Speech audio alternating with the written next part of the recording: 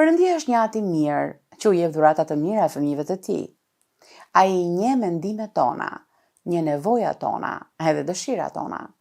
Por në njëjtën kohë, ndryshe nga baballarët tanë toksor, ai është i përsosur, është i urtë, na do pa kushte dhe është gjithmonë besnik.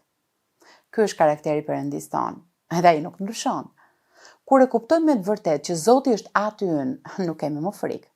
Ne mund të pushojmë në premtimet e Tij, mund t'i besojmë kohës së Tij dhe të ecim me siguri, duke e ditur se ai ka një plan për jetën tonë, një plan të mirë dhe të përsosur.